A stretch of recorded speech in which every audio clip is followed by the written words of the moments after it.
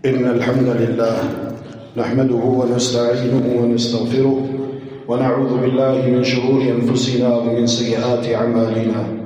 من يهده الله فلا مضل له ومن يضلل فلا هادي له، وأشهد أن لا إله إلا الله وحده لا شريك له، وأشهد أن محمدا عبده ورسوله. من يطع الله ورسوله فقد رشد واهتدى، ومن يعص الله ورسوله فقد ضل وغوى ولا يضر الله شيئا. أما بعد، فإن خير الحديث كتاب الله، وخير الهدي هدي محمد صلى الله تعالى عليه وآله وسلم، وشر الأمور محدثاتها، وكل محدثة بدعة، وكل بدعة ضلالة، وكل ضلالة في النار. اللهم صل على محمد وعلى آل محمد كما صليت على إبراهيم وعلى آل إبراهيم إنك حميد مجيد. اللهم بارك على محمد وعلى آل محمد كما باركت على إبراهيم وعلى آل إبراهيم إنك حميد مجيد. يا أيها الذين آمنوا اتقوا الله حق تقاته ولا تموتن إلا وأنتم مسلمون. يا أيها الناس اتقوا ربكم الذي خلقكم من نفس واحدة وخلق منها زوجها وبث منهما رجالا كثيرا ونساء، واتقوا الله الذي تساءلون به والأرحام إن الله كان عليكم رقيبا. يا أيها الذين آمنوا اتقوا الله وقولوا قولا سديدا يصلح لكم أعمالكم ويغفر لكم ذنوبكم، ومن يطع الله ورسوله فقد فاز فوزا عظيما.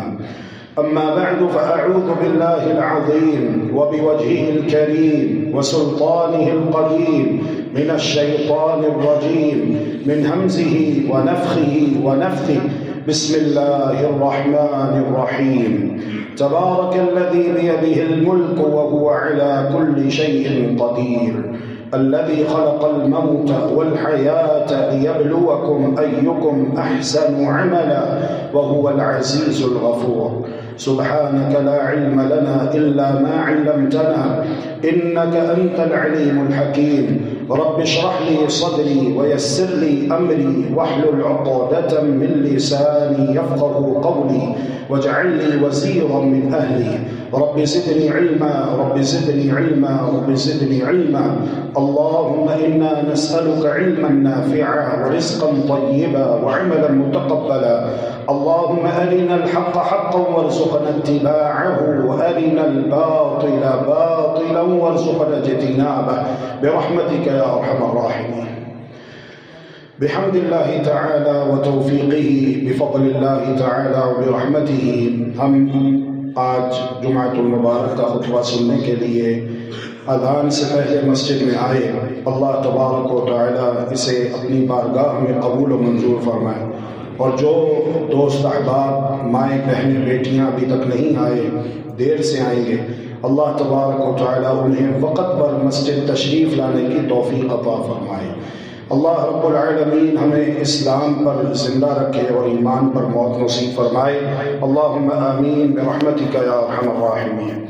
سید الاولین والآخرین، سید الانبیاء والمرسلین، احمد مجتبی محمد مصطفیٰ صلی اللہ تبارک و تعالی علیہ وآلہ وسلم، جن کے ہم امتی ہیں اور جن کا ہم نے کلمہ پڑھا ہے، لا الہ الا اللہ محمد رسول اللہ صلی اللہ علیہ وآلہ وسلم. آپ ارشاد فرماتے ہیں، یتبع المیت ثلاثة اہلہ وماله وعمله فيرجع اثنان ويبقى عمله، او كما قال عليه الصلاة والسلام. میت کے ساتھ تین چیزیں جاتی ہیں. میت انسان کب ہوتا ہے؟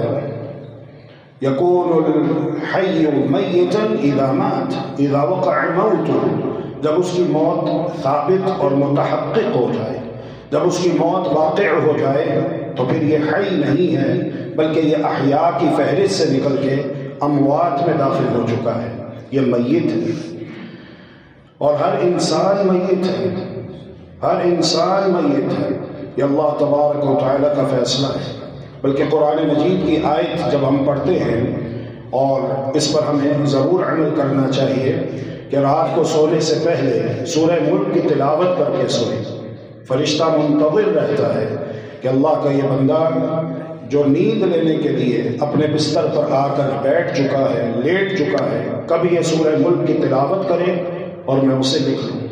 سورہ ملک کی تلاوت کرتے ہوئے اس کی جو آیت نمبر 2 ہے، اعوذ باللہ من الشیطان الرجیم، بسم اللہ الرحمن الرحیم، الذی خلق الموت والحیات لیبلوکم ایکم احسن عملا۔ اللہ تبارک و تعالیٰ نے موت کا ذکر پہلے کیا اور زندگی کا ذکر بعد میں کیا، جبکہ زندگی پہلے ہے، موت بعد میں ہے۔ تو اس میں حکمت یہ معلوم ہوتی ہے کہ اے انسان، جتنا یقین تمہیں اپنی زندگی کا ہے، اس سے کہیں زیادہ پختہ یقین اپنی موت کا ہونا چاہیے۔ تو یہ امر واقع ہے، لا محالہ اس نے واقع ہو کر رہنا ہے، اس سے کسی کو مفر نہیں، اور موت کا کوئی اینٹی ڈوٹ نہیں۔ قل ان الموت الذی تفرون منہ، اے پیارے پیغمبر آپ کہہ دیجئے کہ بے شک موت جس سے تم بھاگتے ہو، فَإِنَّهُ مُلَاقِيكُمْ، اس سے تمہاری ملاقات ہو کر رہے گی۔ اور جب انسان کی موت واقع ہو جاتی ہے تو وہ میت ہے۔ اور محمد الرسول اللہ صلی اللہ علیہ وآلہ وسلم ارشاد فرما رہے ہیں، يَتْبَعُ الْمَيِّتَ ثَلَاثَةٌ، میت کے ساتھ، مرنے والے کے ساتھ 3 چیزیں جاتی ہیں۔ اہلُہُ، ایک اس کے گھر والے جاتے ہیں، وَمَالُهُ، دوسرا اس کا مال جاتا ہے، وَعَمَلُهُ، تیسرا اس کا عمل جاتا ہے۔ فَيَرْجِعُ اثْنَانِ، گھر والے بھی واپس آ جاتے ہیں، اس کا مال بھی واپس آ جاتا ہے، وَيَبْقَى عَمَلُهُ، اس کا عمل اس کے ساتھ رہتا ہے۔ اس سے مجھے اور آپ کو یہ بات سمجھ لینی چاہیے، اور ہر انسان کو یہ بات سمجھ لینی چاہیے کہ عمل نجات کے لیے ضروری ہے، بغیر عمل کے نجات ممکن نہیں ہے۔ اس سے قرآن مجید پر عمل کرنے کی اہمیت واضح ہوتی ہے، اور پیارے پیغمبر علیہ الصلاۃ والسلام کے جو ارشادات عالیہ ہیں، جو فرامین ہیں، ان پر عمل کرنے کی اہمیت اور فرضیت واضح ہوتی ہے۔ عمل ضروری ہے۔ اللہ تبارک و تعالی قرآن مجید میں قسم اٹھا کر اس حقیقت کو بیان کرتا ہے۔ اعوذ باللہ من الشیطان الرجیم، بسم اللہ الرحمن الرحیم، والعصر ان الانسان لفی خسر الا الذین آمنوا وعملوا الصالحات وتواصوا بالحق وتواصوا بالصبر۔ قسم ہے زمانے کی، بلا شک و شبہ تمام انسانیت البتہ خسارے میں ہے۔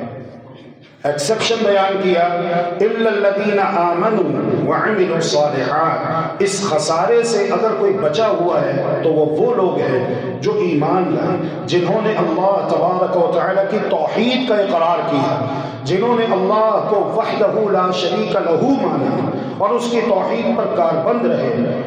آمنوا، ایمان، توحید، وعملوا الصالحات، اور نیک عمل۔ نیک عمل وہ ہوتا ہے جس میں 2 باتیں موجود ہوں، لِيَبْلُوَكُمْ أَيُّكُمْ أَحْسَنُ عَمَلًا، مجھے اور آپ کو، ہر انسان کو اللہ تبارک و تعالیٰ نے جو زندگی دی ہے اس کا مقصد کیا ہے؟ امتحان ہے۔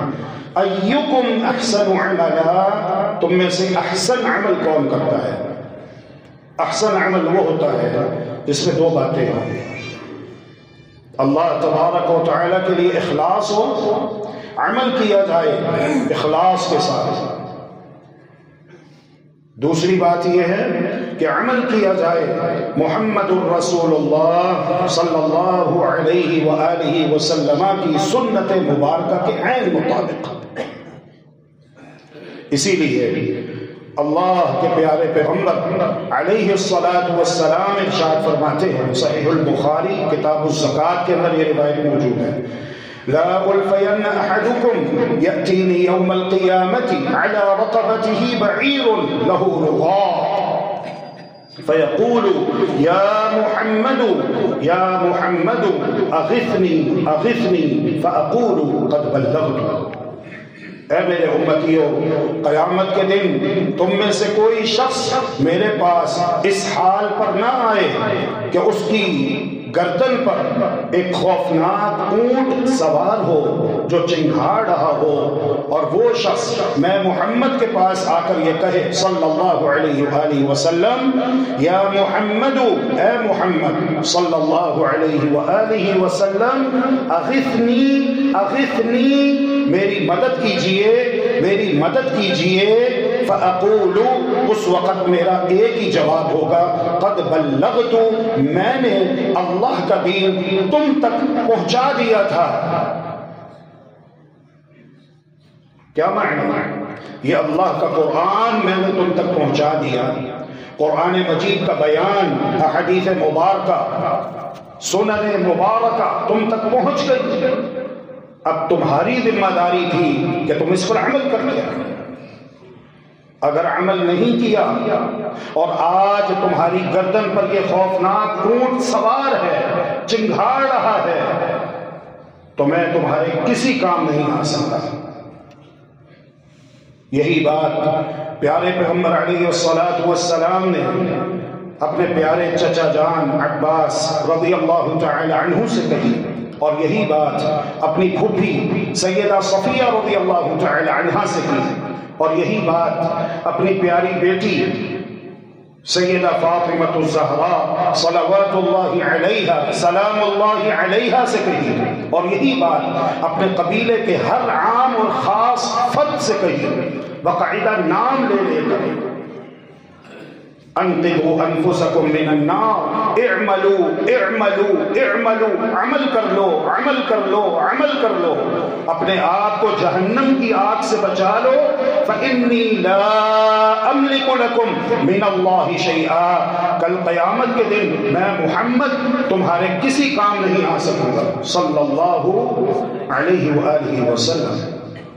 میں شفاعت کروں گا، سفارش کروں گا، لیکن میری شفاعت اہل ایمان کے لیے، اہل توحید کے لیے ہوگی، عمل کرنے والوں کے لیے ہوگی، اپنی زندگی سنت کے مطابق بسر کرنے والوں کے لیے ہوگی، وگرنہ من بطأ به عمله لم يسرع به نسبه، کل قیامت کے دن پل صراط پر جس کی رفتار اس کے عمل نے سست کر دی، تو اس کا نسب، اس کی خوبیاں اس کی رفتار میں اضافہ نہیں کر سکے گی کہ وہ تیزی کے ساتھ پل صراط عبور کر کے جنت میں داخل ہو جائے، بہت مشکل ہو جائے گی۔ عمل ضروری ہے، عمل ضروری ہے۔ محمد رسول اللہ صلی اللہ علیہ وآلہ وسلم اپنے ایک صحابی کو مخاطب کر کے کہتے ہیں، جاؤ ایقظوا صواحب الحجر، ان حجرے والیوں کو اٹھاؤ کہ یہ نماز ادا کر لیں، نماز کا وقت ہو چکا ہے، ان حجرے والیوں کو نیند سے بیدار کرو۔ فرب کاسیۃ فی الدنیا عاریۃ یوم القیامہ، اس لیے کہ قیامت کے دن بہت سی خواتین کو برہنہ کر دیا جائے گا، باوجود اس کے کہ وہ دنیا میں لباس پہنا کرتی تھی۔ یہ کون سا لباس ہے؟ یہ تعلقات کا لباس ہے، فلاں پیغمبر کی بیوی، فلاں پیغمبر کی بیٹی، فلاں پرائم منسٹر کی بیٹی، فلاں پرائم منسٹر کی بیوی، فلاں خاتون اول، یہ جو دنیا کے تعلقات کا ایک لباس ہے، یہ سارے تعلقات قیامت کے دن ختم ہو جائیں گے، وہاں پر کام آنے والی چیز ایمان اور عمل صالح ہے۔ عمل ضروری ہے، ایمان توحید کے تقاضے پورے کرنا، سنت کی پیروی کرنا، بدعات اور خرافات سے اپنے آپ کو بچانا، جاہلانہ رسومات سے اپنے آپ کو محفوظ رکھنا، نجات کے لیے، کامیابی کے لیے، اپنی قبر کو جنت کا باغ بنانے کے لیے، قبر میں نور اور روشنی حاصل کرنے کے لیے، اور قیامت کے دن عرش الہی کا سایہ حاصل کرنے کے لیے، اور قیامت کے دن اپنا نام اعمال اپنے دائیں ہاتھ میں لینے کے لیے، اور پورے صراط پلک جھپکنے کے برابر خیریت کے ساتھ عبور کرنے کے لیے ایمان اور عمل صالح کے تقاضے پورے کرنا اور تواصی بالحق، تواصی بالصبر یہ ضروری ہے۔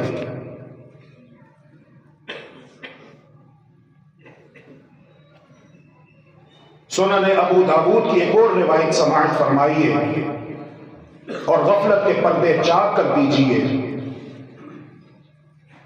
اور اپنے آپ کو رمضان المبارک کی بھی آمد ہے۔ اللہ رب العالمین اپنی رحمت سے ہمیں یہ ماہ مبارک ایمان، صحت، عافیت، سلامتی اور تندرستی کے ساتھ نصیب فرمائے، اور اس کے صیام و قیام کے تقاضے بھرپور انداز سے پورے کرنے کی توفیق عطا فرمائے۔ اللہم آمین برحمتک یا ارحم الراحمین۔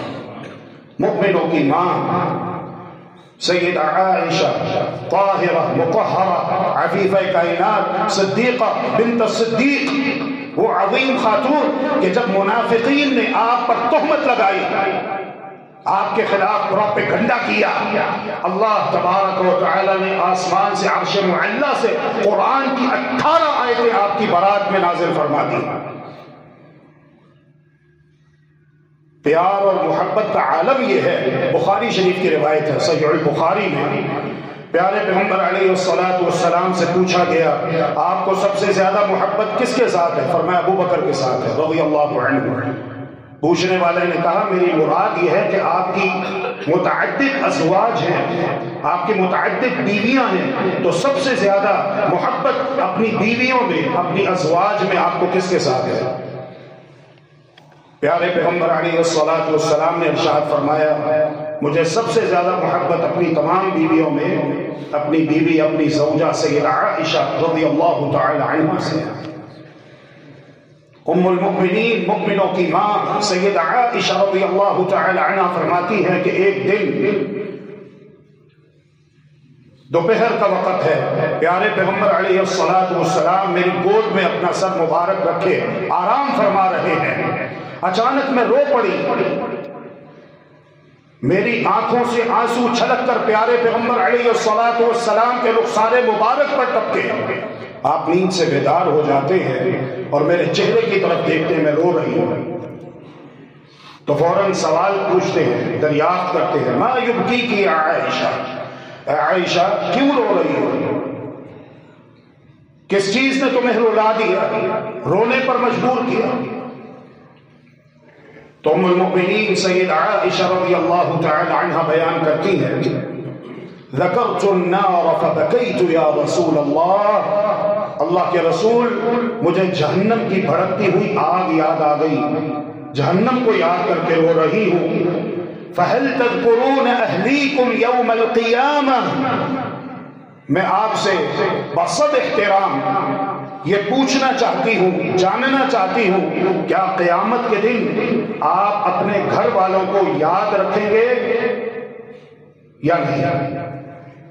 فَهَلْ تَذْكُرُونَ أَهْلِيكُمْ يَوْمَ الْقِيَامَةِ، کیا قیامت کے دن آپ اپنے گھر والوں کو یاد رکھیں گے؟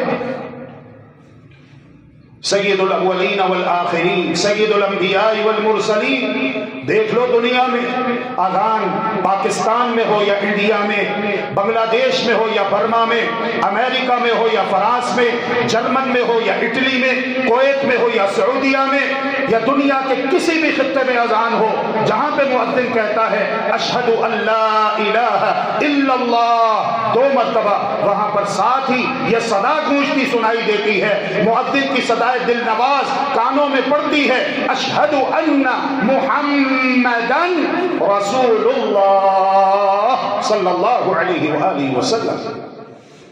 دنیا میں آپ کی شان اور عظمت اور مقام اور مرتبہ اللہ تبارک و تعالی نے اس قدر بلند فرما دیا. وضم الإله اسم النبي إلى اسمه إذا قال في الخمس المؤذن أشهد. اللہ رب العالمین نے پیارے محمد کے نام کو صلی اللہ علیہ وسلم اپنے نام کے ساتھ ملا دیا، اپنے نام کے ساتھ جوڑ دیا. جہاں پہ اللہ کا نام لیا جاتا ہے وہاں پہ محمد صلی اللہ علیہ وسلم کا نام بھی گونجتا ہوا سنائی دیتا ہے. بسم اللہ الرحمن الرحیم. الم نشرح لك صدرك ووضعنا عنك وزرك الذي انقض ظهرك ورفعنا لك ذكرك. پیارے پیغمبر، آپ کی شان اور مقام اور عظمت ہم نے بلند کیا، اور جس کی شان اور عظمت اور مقام اللہ رب العالمین بلند فرمائے، جسے عزت اللہ تبارک و تعالیٰ دے، تو ساری دنیا مل کر بھی اس کی عزت میں کوئی کمی کر سکتی نہیں کر سکتی. جنت کا دروازہ بند ہے، اہل ایمان اہل توحید وہاں پر منتظر ہیں، کسی کے لیے نہیں کھولا جا رہا. کس کے لیے کھولا جائے گا؟ پیارے محمد فرماتے ہیں صلی اللہ علیہ وآلہ وسلم انا اول من یفتح له باب الجنہ او کما قال علیہ الصلاۃ والسلام. قیامت کے دن جنت کا دروازہ سب سے پہلے میرے لیے کھولا جائے گا.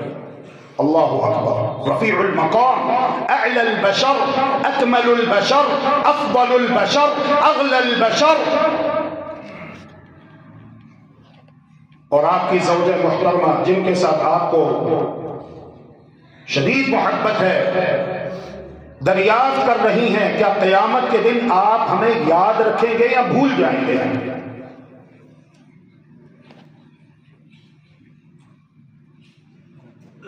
وہ ہستی، وہ شخصیت کہ تمام لوگ قیامت کے دن شدید پریشانی سے دوچار ہوں گے. 300 سال کا طویل عرصہ گزر جائے گا، کھڑے ہوئے ہیں.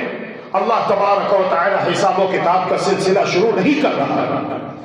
بالآخر یہ سارے جمع ہو کر سیدنا آدم علیہ السلام کے پاس آئیں گے اور انہیں ان کے فضائل و مناقب، محامد و محاسن گنوائیں گے، ذکر کریں گے اور کہیں گے کہ آج آپ اللہ تبارک و تعالیٰ کی بارگاہ میں ہمارے لیے شفاعت کر دیجئے کہ اللہ تبارک و تعالیٰ حساب و کتاب کا سلسلہ شروع کرے. اور معلوم ہے قیامت کے دن پسینے کا عالم کیا ہوگا. اس قدر شدید پسینہ آئے گا کہ لوگ اس بات کی خواہش کریں گے یا ربی ارحنا من هذا ولو الى النار. اے اللہ ہمیں اس پسینے سے بچا لے، خواہ جہنم میں داخل کر دے. جو فساق اور فجار ہیں، جو گناہگار ہیں. تو قیامت کا ایک مرحلہ ایسا بھی ہوگا. اللہ رب العالمین ہم سب کی خاص اپنی رحمت کے ساتھ مدد فرمائے. سیدنا آدم علیہ السلام جواب دیں گے، سیدنا ابراہیم علیہ السلام جواب دیں گے. میں بات مختصر کروں، آگے بڑھنا ہے انشاءاللہ، موضوع مکمل کرنا ہے. یہ تمام اولو العزم پیغمبر ایک ہی جواب دیں گے، ان الرب تبارک و تعالی قد غضب اليوم غضبا لم يغضب مثله قط ولن يغضب مثله بعد. آج کے دن اللہ تبارک و تعالی اس قدر شدید غصے میں ہے، اتنا شدید غصہ نہ تو آج سے پہلے اللہ تبارک و تعالیٰ کو کبھی آیا، نہ آج کے بعد کبھی آئے گا. اور یہ تمام اولو العزم پیغمبر ایک ہی بات کہیں گے، تم سب جاؤ محمد صلی اللہ علیہ وآلہ وسلم کے پاس. محمد رسول اللہ صلی اللہ علیہ وسلم ارشاد فرمائیں گے انا لها انا لها. ہاں یہ مقام محمود اللہ تبارک و تعالیٰ نے میرے لیے رکھا ہے، میرے لیے رکھا ہے. پھر آپ سجدہ کریں گے، طویل سجدہ مخصوص کلمات کے ساتھ کہ اس سے پہلے اللہ رب العالمین نے مخصوص کلمات کسی اور کو نہیں سکھائے ہوں گے. مخصوص کلمات کے ساتھ لمبا طویل سجدہ اللہ تبارک و تعالیٰ کی بارگاہ میں گریہ وزاری کریں گے. بالآخر اللہ تبارک و تعالی ارشاد فرمائے گا یا محمد، اے پیارے محمد صلی اللہ علیہ وسلم، ارفع رأسک، اپنا سر مبارک اٹھا لیجئے، سل تعطا، سوال آپ کیجئے عطا ہم کریں گے. واشفع تشفع، شفاعت آپ کیجئے، آپ کی شفاعت ہم قبول کریں گے۔ اللہ رب العالمین روز قیامت اپنی رحمت سے ہم سب کو محمد الرسول اللہ صلی اللہ علیہ وسلم کی شفاعت نصیب فرمائے۔ لیکن ایک مرحلہ ایسا بھی آنے والا ہے کہ جہاں پیارے پیغمبر علیہ الصلوۃ نے اپنی پیاری بیوی سیدہ عائشہ رضی اللہ عنہا سے بھی کہہ دیا اور ان کے توسط سے اپنی ساری امت کے لیے یہ اعلان کر دیا کہ قیامت کے دن 3 مقامات ایسے ہیں، 3 مختلف دشوار گھاٹیاں ایسی ہیں جہاں پر میں محمد بھی تم میں سے کسی کو یاد نہیں رکھ پاؤں گا صلی اللہ علیہ وآلہ وسلم۔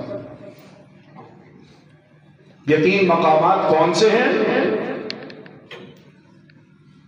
اس کی تفصیل انشاءاللہ پھر کبھی ذکر کریں گے، لیکن یہاں پر جو بات آپ نے سمجھ لی اور جو سبق ہم سب کے لیے ہے وہ یہ ہے کہ ایمان اور عمل صالح نجات کے لیے ضروری ہے، اس کے بغیر نجات نہیں۔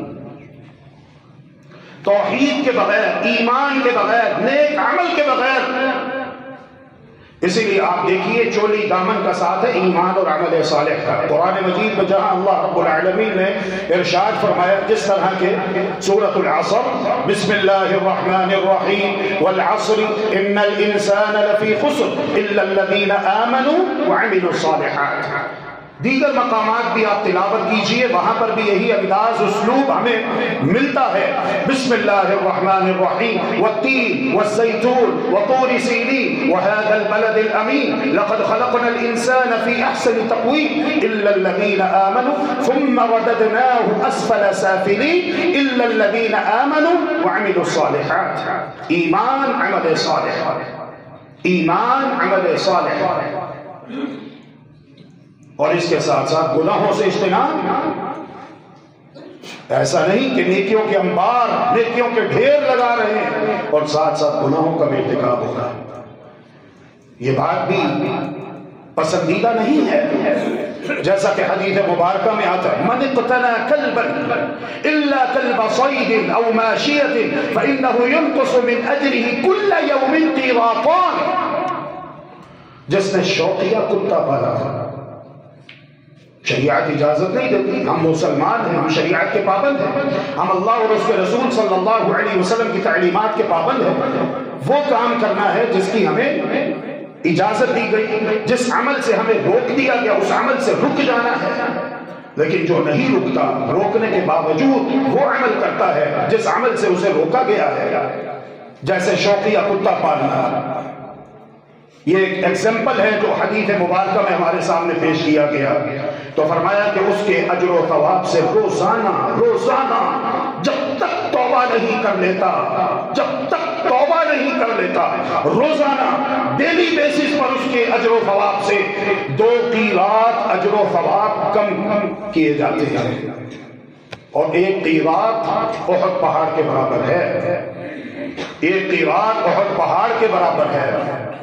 احد پہاڑ جہاں پہ جنگ احد ہوئی تھی، غزوہ احد ہوا تھا، اس کا خاصہ یہ ہے کہ وہ 6 کلومیٹر لمبا ہے، اور آپ اندازہ کیجئے کہ جو پہاڑ 6 کلومیٹر لمبا ہو اس کی چوڑائی کتنی ہوگی، پھر اوپر اونچائی آسمان کی جانب بلندی کتنی ہوگی، بڑا پہاڑ ہے۔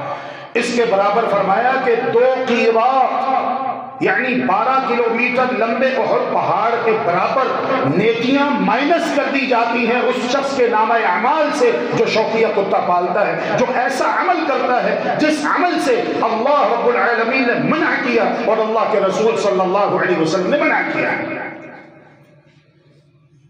اچھا کام بھی کرنا ہے اور برے کاموں سے بچنا بھی ہے، یہ بہت ضروری ہے۔ لا الہ الا اللہ، لا الہ الا اللہ۔ اب آپ غور کیجیے، عمل تو کرنا ہے انشاءاللہ باذن اللہ عز و جل، لیکن عمل کیسے کرنا ہے؟ اپنی مرضی کے مطابق یا جیسے دنیا کر رہی ہے، میجورٹی آف پیپلز، لوگوں کی اکثریت لگی ہوئی ہے، ایسے کرنا ہے؟ نماز کے مسئلے کو دیکھ لیجئے، شدید اختلاف ہے، جن بزرگوں کے نام پہ فرقے بنا لیے گئے، سچی بات ہے ان بزرگوں نے اپنی زندگی میں نہ کوئی فقہ بنائی نہ کوئی مذہب بنایا، لیکن بعد میں آنے والوں نے ان بزرگوں کے نام پر فقہ بنا لی، تقلید پہ لگا دیا امت محمدیہ کے اکثر افراد کو، حنفی، شافعی، مالکی، حنبلی، پھر ان سے پہلے جعفری، پھر اس کے بعد یہ آگے تقسیم ہوئے اور کلاسیفیکیشن کا، ڈسٹریبیوشن کا یہ سلسلہ رکا نہیں بلکہ بڑھتا چلا گیا، جبکہ ان بزرگوں نے اپنی زندگی میں کوئی مذہب کوئی فقہ نہیں بنائی۔ وہ سب یہی کہتے تھے جہاں سے ہم نے لیا ہے تم بھی وہیں سے لو، اور وہ یہ کہا کرتے تھے کہ اگر تمہارے پاس ہماری زندگی میں یا ہمارے دنیا سے چلے جانے کے بعد حدیث رسول، فرمان رسول، قول رسول، عمل رسول، ارشاد رسول، سنت رسول، حدیث رسول آ جائے تو ہمارے فتوے کو، ہماری رائے کو، ہمارے اجتہاد کو دیوار پہ دے مارنا اور اللہ کے رسول صلی اللہ علیہ وسلم کی حدیث مبارکہ کو اپنے ماتھے کا جھومر بنا لینا، اپنے دل میں بسا لینا۔ وہ تو یہ کہا کرتے تھے، انہوں نے کوئی فرقہ نہیں بنایا، کوئی مذہب نہیں بنایا، تو عمل کیسے کرنا ہے؟ کیا کسی کے پاس یہ اتھارٹی ہے کہ وہ یہ کہے آج رات ہم سب جاگیں گے، نماز پڑھیں گے، نماز تسبیح پڑھیں گے، اور پھر نماز تسبیح کی جماعت بھی کروائے اور کل ہم سب روزہ رکھیں گے؟ ہے کسی کے پاس یہ اتھارٹی؟ میرے پیارے بھائی اور بہنوں، دوستوں، بزرگوں، نوجوان ساتھیوں، جب ہم قرآن مجید پڑھتے ہیں تو یہ بات معلوم ہوتی ہے کہ دین اسلام میں محمد الرسول اللہ صلی اللہ علیہ وآلہ وسلم کو اللہ تبارک و تعالی کی وحی کے بغیر اپنے پاس سے کچھ کہنے کی اجازت نہیں، تو کسی اور کو یہ اجازت یہ اختیار کیسے ہو سکتا ہے؟ پھر آپ جانتے ہیں محمد الرسول اللہ صلی اللہ علیہ وآلہ وسلم کی جانب کوئی ایسی بات منقول کرنا جو آپ نے نہیں کہی، حدیث متواتر ہے، 90 صحابہ، 10 کم 100، 90 صحابہ اس حدیث کو روایت کرتے ہیں، بیان کرتے ہیں کہ پیارے پیغمبر محمد الرسول اللہ صلی اللہ علیہ وآلہ وسلم نے ارشاد فرمایا من کذب علی متعمدا فلیتبوأ مقعدہ من النار، جس شخص نے میری جانب کوئی ایسی بات منقول کی، جس نے میری جانب کوئی ایسی بات منسوب کی جو میں نے نہیں کہی، فلیتبوأ مقعدہ من النار، اسے چاہیے کہ وہ اپنا ٹھکانہ جہنم میں بنا لے۔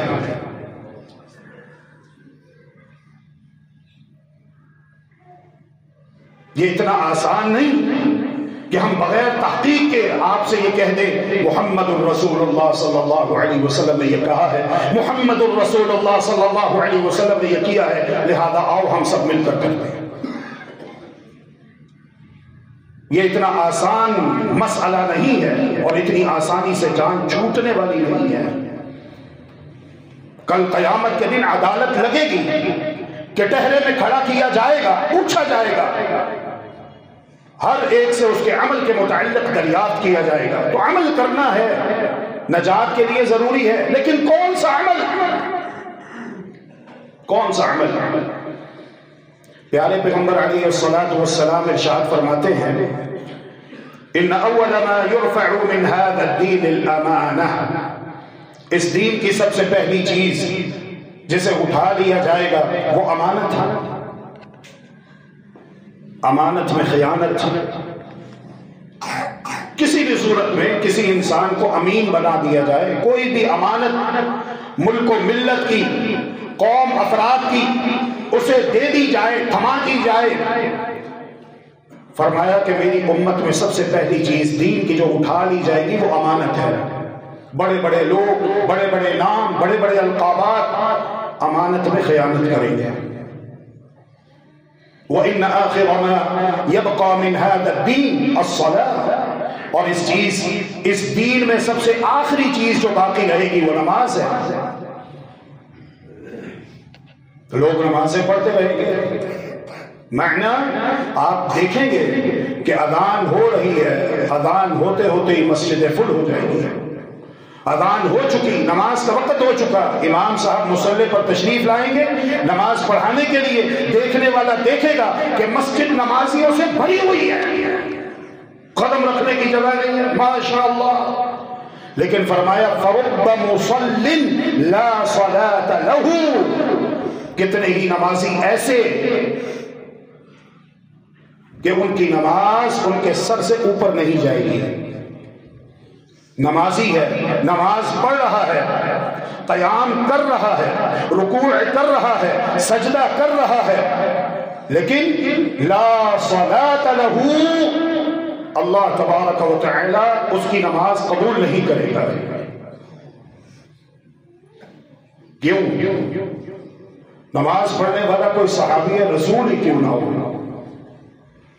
وہ صحابہ جن کے بارے میں اللہ رب العالمین نے قرآن مجید میں یہ اعلان کیا رضی اللہ عنہم ورضوا عنہ، اللہ ان سے راضی، یہ اللہ سے راضی ہو چکے.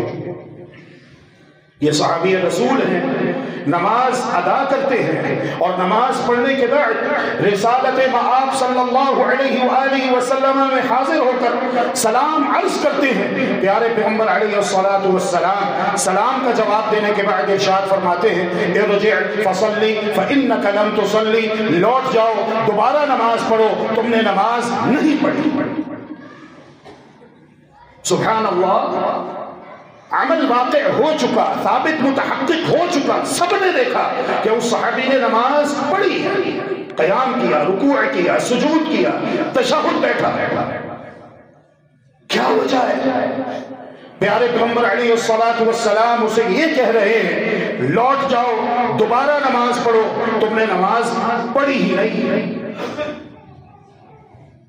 یہ نہیں فرمایا کہ قبول نہیں ہوئی، فرمایا تم نے نماز پڑھی نہیں. سرے سے ہی عمل نماز کی نفی کر دی ہے نا. خوفناک بات. وہ صحابی دوبارہ نماز پڑھتے ہیں، پھر آتے ہیں. رسول اللہ صلی اللہ علیہ وسلم ارشاد فرماتے ہیں ارجع فصلی فإنک لم تصلی. 3 مرتبہ ایسا ہوتا ہے، وہ 3 مرتبہ نماز پڑھتے ہیں. جب تیسری مرتبہ نماز پڑھ کر آتے ہیں اللہ کے رسول صلی اللہ علیہ وسلم انہیں پھر لوٹ جانے کا کہتے ہیں، دوبارہ نماز پڑھنے کا کہتے ہیں. تو وہ صحابی کہتے ہیں والذی بعثک بالحق، اس ذات کی قسم اٹھا کر کہتا ہوں جس نے آپ کو حق کے ساتھ مبعوث کیا ہے، ما احسن غیر ھذا، مجھے تو اسی انداز سے نماز پڑھنی آتی ہے، لہذا مجھے وہ طریقہ نماز سکھلا دیجئے جو اللہ رب العالمین نے آپ کو سکھایا ہے. یہی بات اللہ تبارک و تعالی نے قرآن مجید میں بیان کی ہے. اعوذ باللہ من الشیطان الرجیم، بسم اللہ الرحمن الرحیم. یا ایھا الذین آمنوا اطیعوا اللہ واطیعوا الرسول ولا تبطلوا اعمالکم. ایمان والو اللہ کی اطاعت کرو، اللہ کے رسول کی اطاعت کرو اور اپنے اعمال برباد نہ کرو. اللہ رب العالمین یہ نہیں دیکھے گا کہ تم ساری رات جاگتے رہے، سارے دن بھوکا پیاسا رہے، روزہ رکھا. نہیں، اللہ تبارک و تعالی یہ دیکھے گا کہ اگر تم ساری رات جاگ رہے ہو، دن کا روزہ رکھ رہے ہو، تو ایسا کیوں کر رہے ہو؟ کیا یہ عمل تم سے پہلے تمہارے پیارے نبی محمد الرسول اللہ صلی اللہ علیہ وآلہ وسلم نے کیا؟ کرنے کا حکم دیا؟ اگر کیا، کرنے کا حکم دیا، پھر تم کرو گے تو اللہ تبارک و تعالی تم سے یہ قبول کرے گا، وگرنہ کوئی فائدہ نہیں، بیکار ہے. ایک صحابی کے بارے میں محمد الرسول اللہ صلی اللہ علیہ وآلہ وسلم کو بتایا گیا کہ انہوں نے یہ عزم کر لیا ہے کہ میں مسلسل روزے رکھوں گا. مسلسل روزے شریعت یہ بتلاتی ہے کہ 3 مواقع پر رکھے جاتے ہیں، بس ان 3 موقعوں کے علاوہ چوتھا کوئی موقع ایسا نہیں ہے جہاں پر شریعت نے مسلسل روزے رکھنا فرض قرار دیا ہو۔ لیکن اس صحابی نے عزم کر لیا کہ میں مسلسل روزے رکھوں گا۔ پیارے پیغمبر علیہ السلام نے ارشاد فرمایا لا صام ولا افطر، نہ اس نے روزہ رکھا نہ اس نے افطار کیا، معنی اسے کوئی اجر کوئی ثواب نہیں ملے گا۔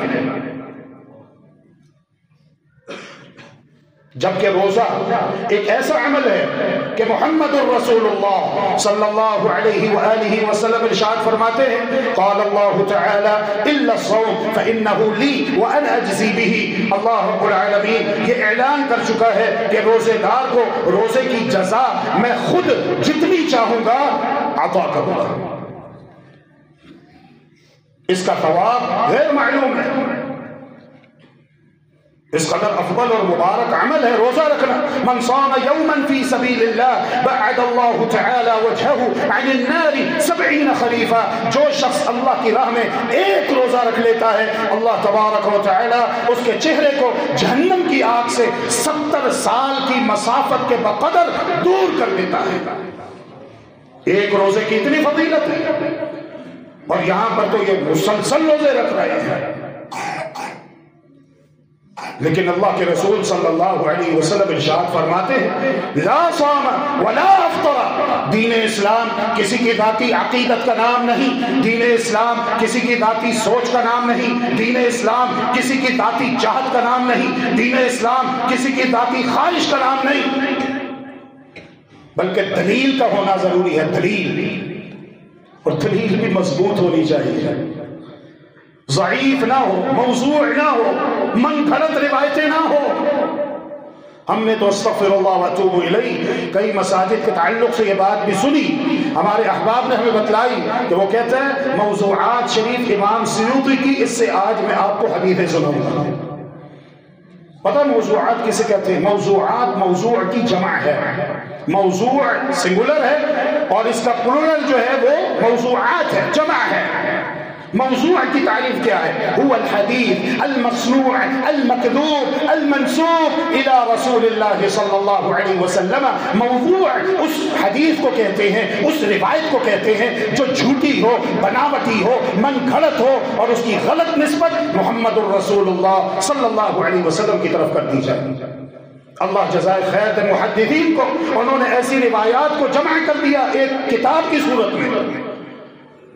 لیکن یہاں پر علم کا جنازہ نکل چکا ہے، کہتا ہے میں موضوعات شریف سے آپ کو حدیثیں پڑھ کے سناؤں گا۔ انا للہ و انا الیہ راجعون، انا للہ و انا الیہ راجعون۔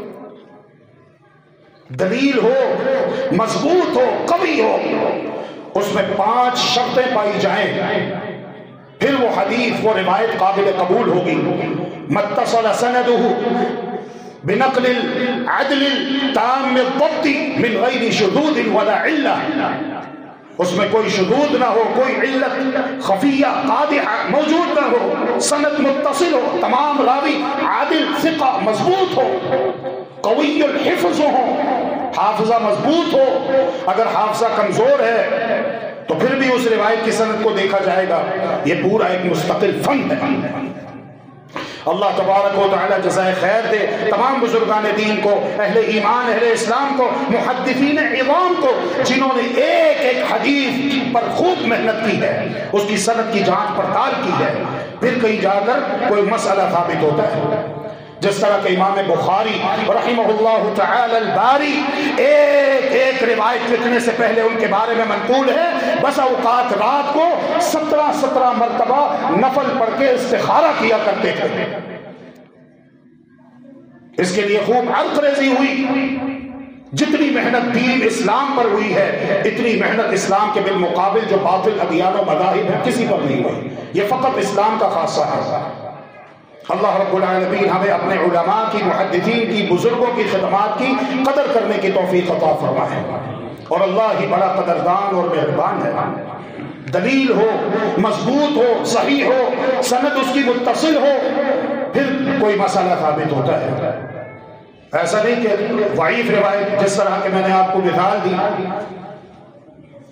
ہبۃ اللہ سختی اس کے اور انس بن مالک رضی اللہ تعالی عنہ کے درمیان 400 سال کا فاصلہ ہے.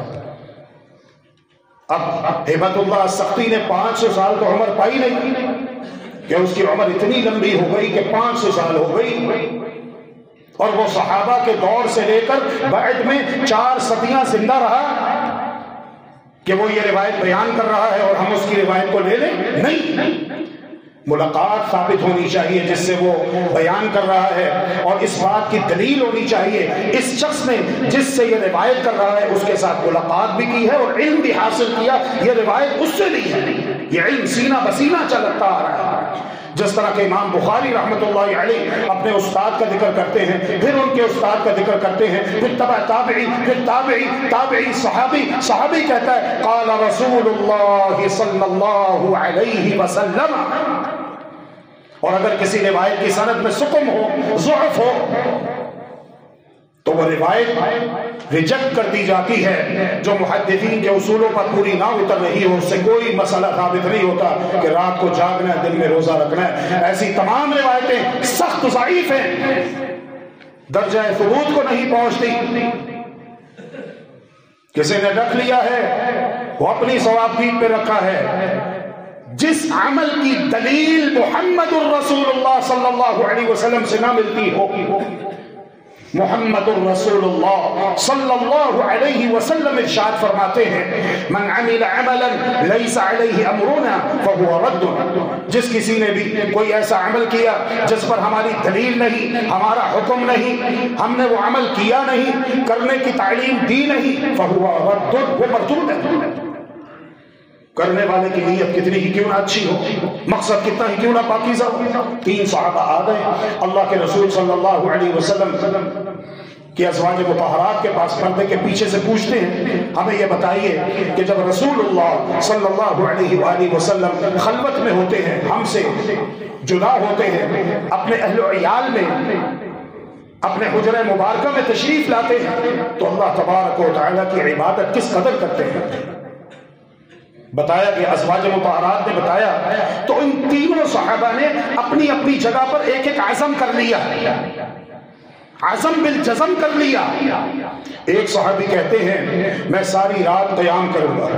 اب آپ بتائیں ساری رات نفل نماز پڑھتے رہنا، تہجد پڑھتے رہنا، سوچیں کوئی برا کام ہے؟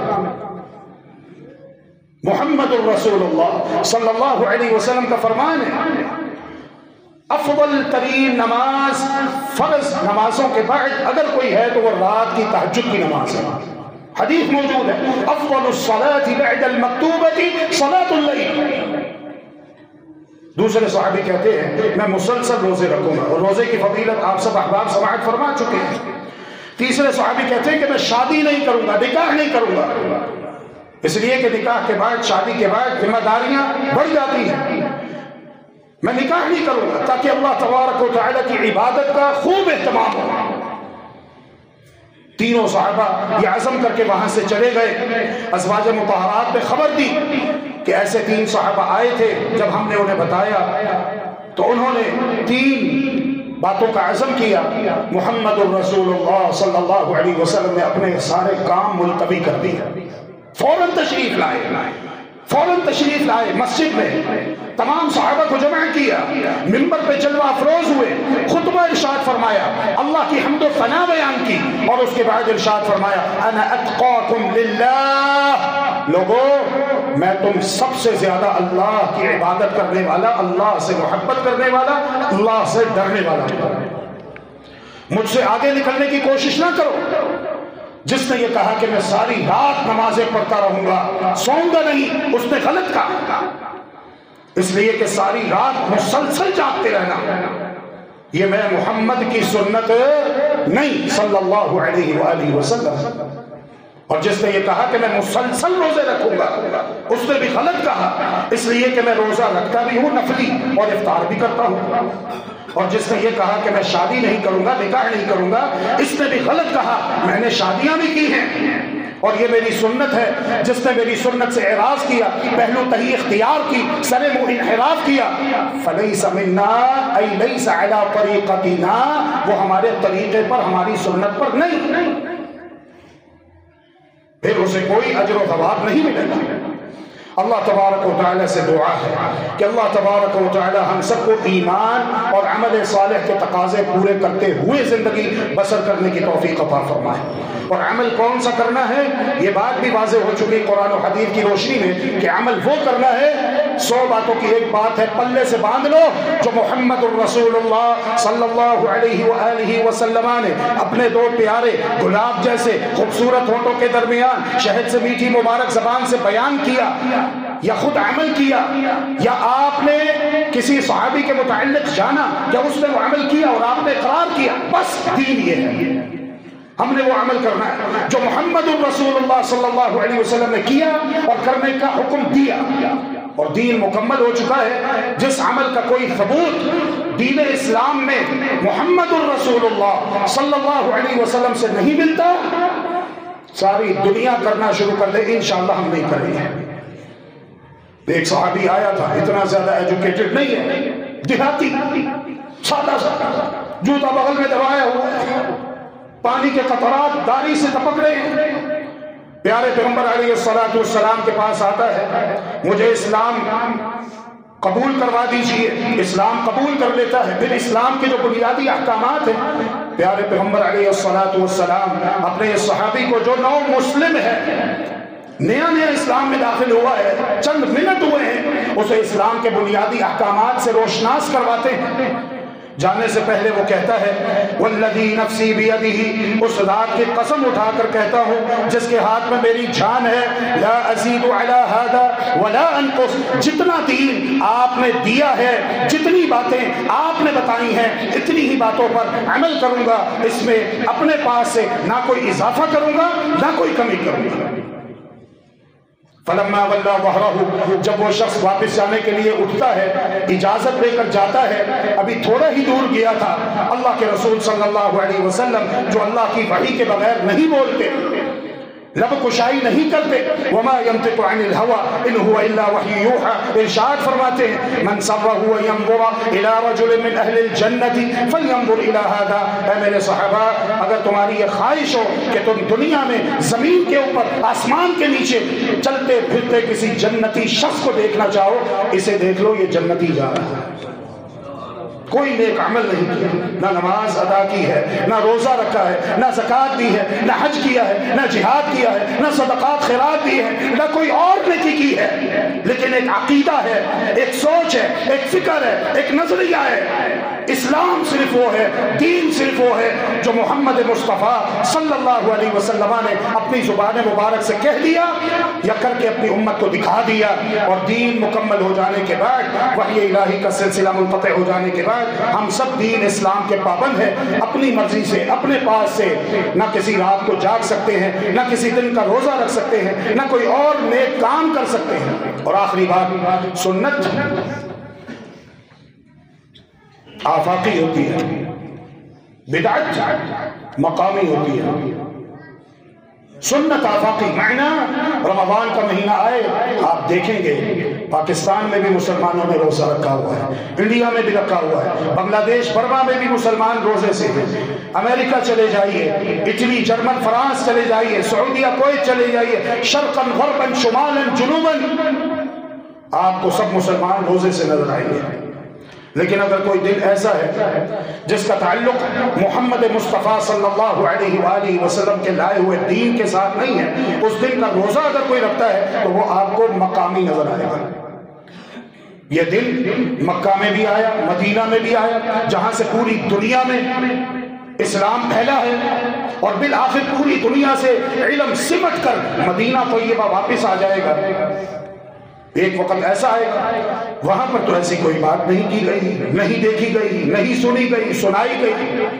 تو یاد رکھیے، سنت آفاقی ہوتی ہے اور بدعت مقامی ہوتی ہے، اور بدعتی بدعت سے توبہ کر لے، یہ بہت مشکل ہے، بہت مشکل ہے، اللہ کہ اللہ کی خاص رحمت ہو جائے، اللہ کا خاص فضل ہو جائے، اللہ کی مہربانی ہو جائے، اللہ کی شفقت ہو جائے، پھر وہ توبہ کر سکتا ہے، وگرنہ وہ بدعت سے توبہ کر لے بہت مشکل ہے۔ کیوں؟ البدعة أحب إلى إبليس من المعصية لأن المعصية يستتاب منها والبدعة لا يستتاب منها۔ گناہ سے توبہ ممکن ہے، چور چوری کرنے کو گناہ سمجھتا ہے، زانی زنا کو گناہ سمجھتا ہے، شرابی شراب پیتا ہے لیکن اسے گناہ سمجھتا ہے، ڈاکو ڈاکہ ڈالتا ہے لیکن گناہ سمجھتا ہے، آج نہیں تو کل امید ہے توبہ کرنے کا۔ لیکن بدعتی وہ بدعت کو گناہ نہیں سمجھتا، وہ نیکی سمجھ کر رہا ہوتا ہے، وہ نیکی سمجھتے ہوئے اس عمل کو کرتا ہے، گناہ نہیں سمجھتا۔ اور جسے وہ نیکی سمجھ کر رہا ہے اس سے وہ توبہ کرے، اس سے وہ باز آ جائے، یہ بہت مشکل ہے، الا کہ اللہ کی خاص رحمت ہو جائے۔ اللہ رب العالمین ہم سب کو اپنے دامن رحمت میں ڈھانپ لے۔ سبحان ربک رب العزت عما یصفون وسلام علی المرسلین والحمد للہ رب العالمین۔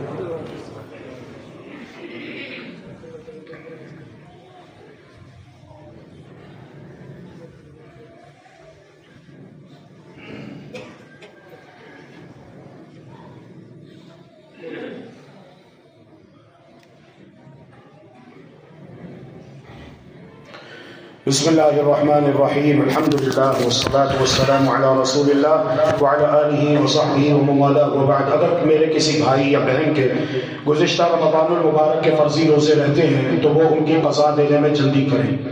ابھی 13-14 دن ہیں تو ان کی قضا دینے میں جلدی کریں اور مزید تاخیر سے کام نہ لیں۔ ام المؤمنین سیدہ عائشہ رضی اللہ عنہا فرماتی ہیں کان یکون علی الصیام من رمضان فما استطیع ان اقضیہ الا فی شعبان، میں گزشتہ رمضان کے فرضی روزے جن کی قضا مجھ پر لازم ہوتی میں شعبان کے مہینے میں ان کی قضا دیا کرتی تھی۔ تو آئندہ رمضان سے ملاقات سے پہلے آپ کے گزشتہ رمضان کے روزے مکمل ہو چکے ہوں گے۔ اللہ رب العالمین سب کو توفیق عطا فرمائے۔